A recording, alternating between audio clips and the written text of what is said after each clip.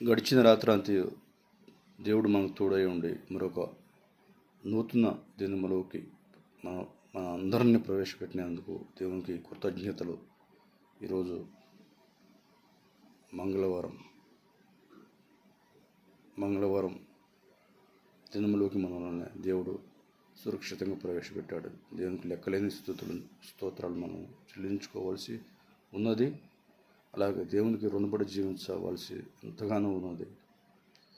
ఈరోజు వాక్యం, నీ భారము యెహోవా మీద మోపము, ఆయనే నిన్ను ఆదుకొనును. కీర్తన గ్రంథంలో ఇలా రాయబడి ఉంది. ఇప్పుడు ఈరోజు నీవు ఏ భారము గుంట వెళ్తున్నావు?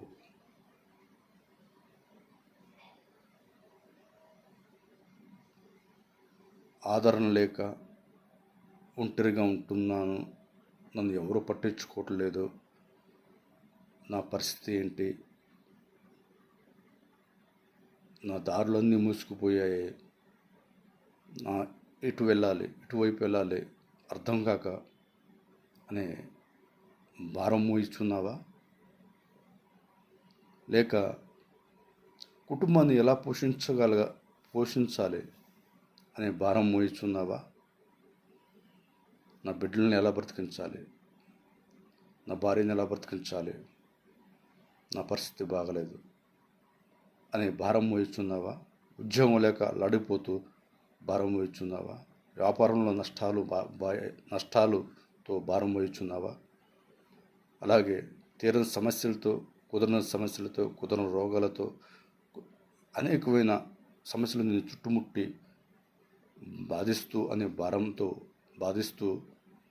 బాధపడుతూ అనేకమైన భారముల చేత నువ్వు బంధించబడ్డావా? ఆ భారములన్నిటిని నీవు మోయిచున్నంత కాలము ఆ భారము నిన్ను వదలదు. ఆ భారము నిన్ను వదిలి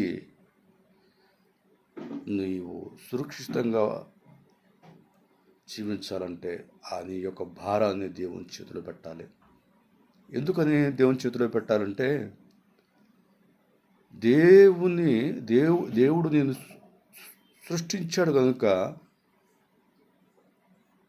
నీ భారములన్నిటిని తీర్చగలవాడు ఆయనే. కారు ఉందండి, కారు రిపేర్ వస్తుంది, కారు రిపేర్ దగ్గరికి తీసుకెళ్తాము, అతనికే తెలుసు. దేవుడు మనం సృష్టించాడు, మన బాధలన్నిటిని దేవుడికి తెలుసు. దేవుని దగ్గరికి మనం వెళ్ళాలి అంటే